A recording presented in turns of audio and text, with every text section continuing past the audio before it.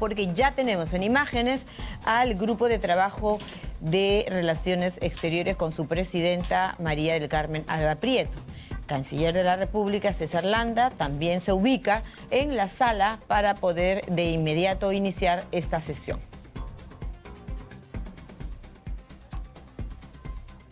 Ahí está el congresista Cueto, quien hablaba un poquito con la prensa antes en los exteriores del Congreso. En realidad se refería al otro tema, ¿no?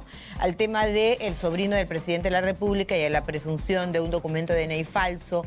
Se refería a ese tema, pero en este momento ya están instalados para la Comisión de Relaciones Exteriores. En vivo para todo el país, 11:14 de la mañana.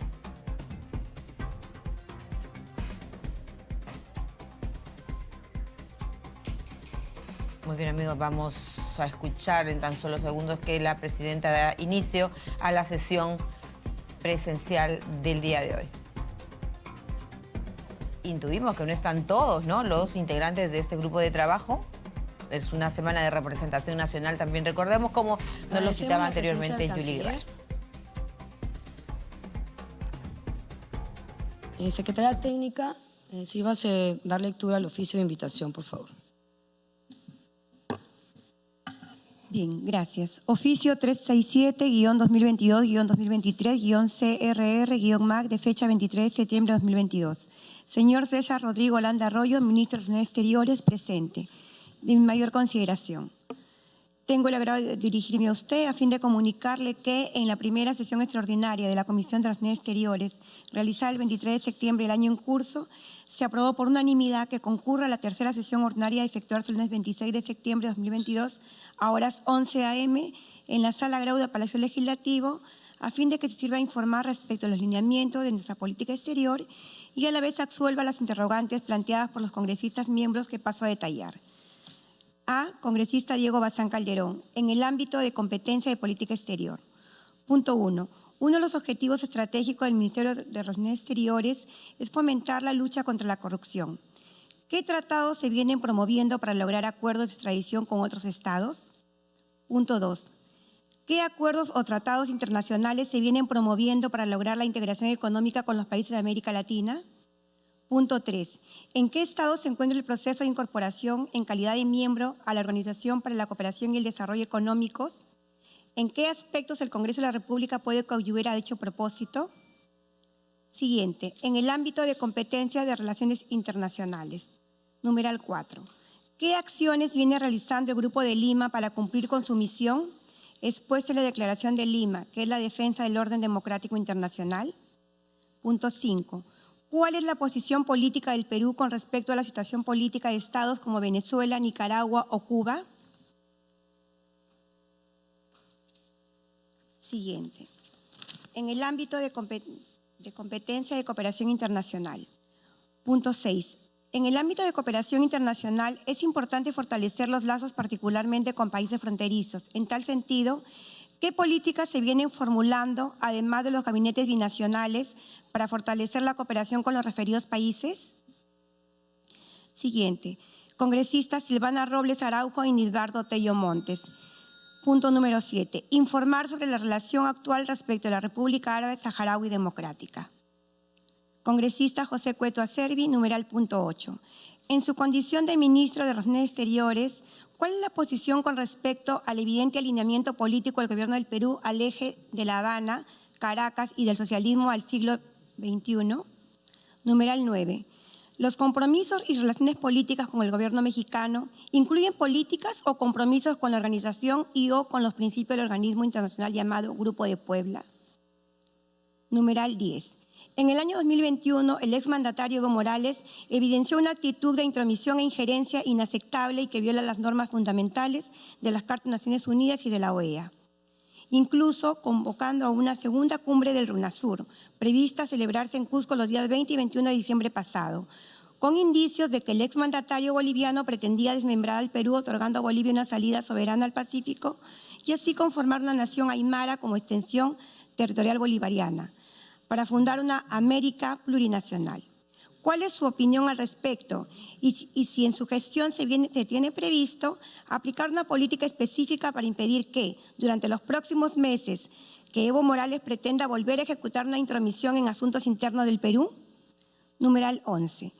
El ministro de Justicia ha señalado que el gobierno pretende suscribir el acuerdo de Escazú. Este Congreso dispuso el archivamiento de dicho acuerdo. ¿Cuál es la postura actual que tiene el país como política exterior respecto al acuerdo de Escazú? Número 12. Dado que el TLC Perú-China se firmó originalmente en el año 2009, desde el año 2016, el Perú negocia con la República Popular China la actualización del acuerdo. ¿En qué situación se encuentran aquellas conversaciones tendientes a actualizar el TLC Perú-China? Es preocupante y es de conocimiento público que en el actual gobierno se han estancado y no se ha logrado ningún avance significativo. Numeral 13. ¿Cuáles serán las prioridades en política exterior del país desde que el Perú asume la presidencia pro tempore de la Comunidad Andina de Naciones? Número 14. ¿Cuáles son las razones para que haya designado a José Luis Gavidia para el cargo de representante permanente alterno del Perú ante la Organización Marítima Internacional? ¿Quién lo propuso? Número 15. A través del medio de prensa Biobío de Chile se hizo de conocimiento público la existencia por parte del Ejército de Chile de la Operación Caliche, que vulnera los sistemas informáticos del Perú y de Bolivia. Ante las indagaciones formales realizadas por la Comisión de Inteligencia del Congreso de la República, se ha obtenido la sugerencia de que, tratándose de un caso que aún se está ventilando a nivel de la Justicia Militar de Chile, se recurre al Ministerio de Relaciones Exteriores del Perú para que se dirija a la Unidad de Cooperación Internacional y Extradiciones de la Fiscalía de Chile. Lo informado el medio de prensa Biobío de Chile. De lo antes mencionado, ¿estaría dispuesto a realizar dicha gestión? De la congresista Francis Paredes Castro, respecto a política migratoria, numeral 16. Imágenes. Ahora si volvemos a nuestro Congreso de la República, ¿sí es? Está hablando el canciller César Landa. Con la política exterior. Dicho esto, he recibido entonces su correo de invitación con el oficio 367 que ha sido leído, en el cual se me invita a responder un conjunto de 22 preguntas, de las cuales existen 2 preguntas, señora presidenta, que por tener información en la respuesta de carácter propia de las labores del Estado reservada, pediría para esas 2 preguntas pasar a una sesión reservada, siendo las otras de respuesta pública, ¿no? En el marco de la política exterior que ahora empiezo a presentar. El Perú, en el marco de los Objetivos de Desarrollo al 2030 de las Naciones Unidas, lleva a cabo una importante agenda de trabajo de contenido social, porque el Perú es un país que lucha día a día por su crecimiento, por el bienestar de su población, por la inclusión de todos los habitantes, por no olvidarse de los más necesitados y vulnerables. Por eso el Perú es un país que continúa afirmando un proyecto en común donde el desarrollo humano y sostenible no solo sean aspiraciones, sino objetivos nacionales alcanzables. En ese contexto de largo plazo, la bicentenaria política exterior del Perú, que se expresa en un cuerpo de servicio diplomático, que aquí me acompañan los directores generales, ¿no? Por un lado, está pegado a la tradición de los principios más elevados de respeto al derecho internacional y, por otro lado, por su proactividad en un mundo complejo como el nuestro durante los últimos tiempos, ¿no? Así, el Perú siempre ha representado los más altos y nobles intereses y aspiraciones nacionales, como son el bienestar y el desarrollo de la población peruana, así como la consecución de un ambiente de paz, seguridad y justicia. En resumidas cuentas, el Perú persigue sin descanso ni tregua 2 objetivos centrales: la paz y el desarrollo. Ambos son imprescindibles para existir y subsistir en una situación difícil históricamente, pero no obstante no es inalcanzable. El Ministerio de Relaciones Exteriores ha trabajado en desarrollar una política exterior a la altura del reto. Lo ha hecho ya durante los más de 200 años, logrando consolidar una institución con un alto nivel de solidez, profesionalismo, compromiso y lealtad con los intereses nacionales, lo que le ha llevado a ser ampliamente reconocida tanto dentro como fuera del país, en la región y el mundo entero, siempre apegada a los principios y valores más esenciales, junto con una comprensión y quehacer prácticos y solventes. La Cancillería peruana ha sabido gestionar las contingencias de la historia contemporánea, regional y global, para luchar comprometidamente por un ideal, la forja de un Estado soberano, independiente, autónomo, una nación próspera, equitativa y descentralizada, una población que tenga las mismas oportunidades, los mismos deberes y derechos, las mismas libertades fundamentales para que puedan desarrollarse de manera integral. Todo ello contribuirá con el objetivo final anunciado, lograr la paz y el desarrollo para todos sin dejar a nadie atrás. El camino, hay que decirlo, se dificulta en el contexto global actual debido a que el orden internacional vive una profunda agitación y fragmentación en etapa de la pandemia del COVID-19 que se ha demostrado de manera prístina y el ahondado situación de complejidad y competencia entre las grandes potencias, así como la situación de la guerra en Ucrania, no hacen sino agudizar el desconcierto, o sino también el caos o la falta de toma de decisiones que favorezcan a la humanidad en conjunto.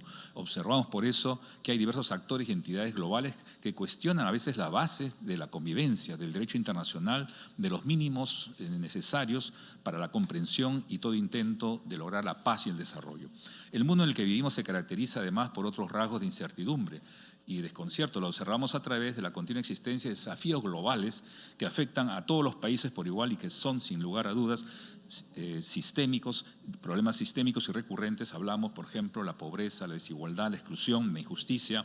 También el cambio climático y la lucha para conservar el medio ambiente, las amenazas de las taras, del narcotráfico, el terrorismo y el crimen internacional, la corrupción multidimensional, el poco respeto al derecho internacional y a los derechos humanos integrales, la inequidad de género, la inseguridad hídrica, energética y alimentaria, la latente amenaza de un conflicto nuclear, las brechas en educación, salud y tecnología, entre otros temas que también, sin lugar a dudas, afectan, retrasan todos los esfuerzos individuales o grupales para lograr el mayor objetivo de todos, que es el bienestar humano. Hasta que no se solucionen estos problemas sistémicos o grandes desafíos globales, la paz y el desarrollo sostenible siempre encontrarán trabas para su consecución.